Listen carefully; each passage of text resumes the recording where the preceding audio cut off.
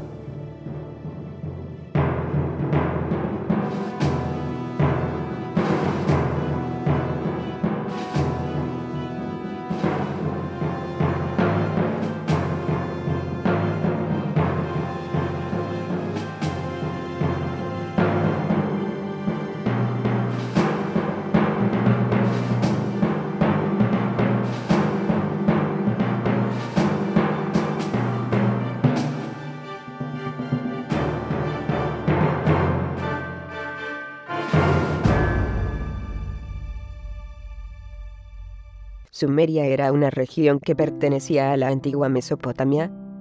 Los sumerios son considerados como la civilización más antigua del mundo, y en las tablillas con escritura cuneiforme que nos legaron, donde hablan de sus dioses, se pueden observar detalladamente muchas de las creencias de hoy en día, así como similitudes con otras civilizaciones que jamás tuvieron contacto con Sumeria, al menos de manera directa, según sabemos. Cualquier persona que con un poco de tiempo y curiosidad que estudie mitología podrá irremediablemente encontrar coincidencias fabulosas entre los dioses de todos nuestros antepasados, por la sencilla razón de que siempre fueron los mismos dioses con diferentes nombres, en distintas regiones, y en algunas ocasiones diferentes cualidades, aunque no siempre se separaban mucho entre sí. Hoy en día, se siguen adorando a estos mismos dioses de manera inconsciente en la población, y de forma secreta en algunos sectores de la élite mundial. No es coincidencia que en el Museo de Irak, donde se guardaban y se exhibían los documentos y obras sumerias, fueran robadas. destruidas y quemadas durante la ocupación de Irak por parte de las tropas estadounidenses. Las cifras se contaron en pérdidas de hasta el 80% de los 170.000 objetos que guardaba el Museo Nacional de Antigüedades en Bagdad. A la fecha, se ha hecho una enorme labor, recuperando los tesoros saqueados. Por motivos que se expondrán, más adelante veremos cuál es la necesidad de destruir y ocultar todo rastro de antiguas civilizaciones. Los sumerios conocían el sistema solar milenios antes de nuestra era, desde el Sol hasta Plutón, incluyendo un 10º planeta, el planeta de los dioses. Para dejar un poco más claro esto, Plutón fue descubierto por nuestra civilización apenas el 18 de febrero de 1930 por el astrónomo estadounidense Clyde William Tombaugh, desde el observatorio Lowell, en Flagstaff, Arizona. ¿Interesante? Además de cuadrar los tamaños y posiciones de los planetas casi perfectamente en sus representaciones acorde a como los conocemos hoy, mostraban a estos en forma esférica como sabemos que es un planeta, mientras que para nosotros no fue hasta el siglo VI antes de nuestra era, cuando Pitágoras es el primer hombre en exponer que el planeta era esférico. Después se señala que en el siglo IV antes de nuestra era, Aristóteles lo expone de manera más científica, pero en realidad es que no fue sino hasta el siglo III antes de nuestra era, que Eratóstenes da una estimación casi correcta de la circunferencia de nuestro mundo. Recordemos que nuestra civilización creía que la Tierra era plana y que el Sol giraba alrededor del planeta. Los sumerios sabían que no era así, sabían que la Tierra no es plana. Conocían los planetas de nuestro sistema solar, entre otras tantas peculiaridades asombrosas que resultan en demasiada información para una civilización tan antigua. ¿No les parece? Según los escritos de los sumerios, los dioses viven en un planeta que entra en nuestro sistema solar cada 3.600 años.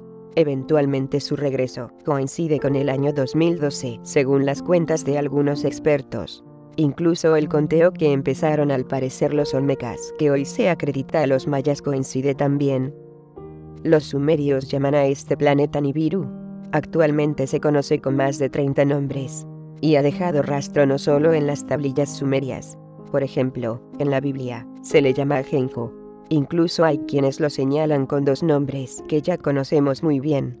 Yahvé dicen unos, Marduk dicen otros. La ciencia moderna lo bautizó como el planeta X.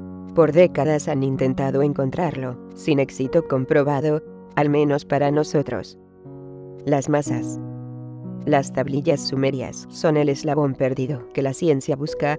Pueden llegar en parte a ser las respuestas que los creyentes esperan, pero como iremos viendo, ni a las instituciones religiosas ni a los titiriteros les interesa que abramos los ojos. Y después del saqueo al Museo de Bagdad, ¿qué podemos esperar? Lo peor está por venir. La historia que cuentan estas tablillas muy pocos la conocen, y lamentablemente la élite mundial utiliza esta información como complemento para mantenernos ignorantes con sus engaños y mentiras, para lograr el propósito más ambicioso de estas personas. En el Génesis nos encontramos con detalles que llaman la atención a quienes lo leen con detenimiento, y más aún si se lee en hebreo, ya que nos damos cuenta de la sandez de traducciones oficiales que dan las instituciones a los creyentes. Pero nos enfocaremos en la creación. En Génesis aparece el Creador como Elohim, que traducido literalmente quiere decir deidades o dioses. No quiere decir Señor, ni Jehová, ni Yahvé, ni Dios, porque Elohim es plural. Para decir Dios se debe escribir Eloah. Así, incluso mal traducido en cualquier Biblia actual, podemos ver escrito lo siguiente en Génesis 1:26. Dijo Dios: hagamos al hombre a nuestra imagen y semejanza. Muchos creyentes pueden pasar por alto esto, pero ¿con quién hablaba Dios cuando dijo en plural, a nuestra imagen y semejanza? Si la creencia popular inculcada fuera cierta, entonces el escrito debería decir: dijo Dios, haré al hombre a mi imagen y semejanza. Pero no fue así. Hay quien alegara que hablaba con los ángeles, pero eso es solo una opinión, porque el libro jamás lo menciona, y de ser de esta manera entonces deberíamos aceptar que los ángeles pudieran ser nuestros creadores también, pero eso ofendería a la fe y le restaría méritos a Dios Todopoderoso judeocristiano. Es innegable que el Dios bíblico hablaba con alguien con quien estaba a punto de comenzar a crear al hombre, o que los dioses ocultos en el monoteísmo hablaban entre sí, lo cual es más lógico conociendo ya la inspiración de los sacerdotes judíos para escribir y retocar Génesis. Además, como lo apuntan casi todas las demás antiguas civilizaciones, 4 son los dioses creadores. Creen que sea imaginación colectiva. Yo no lo creo.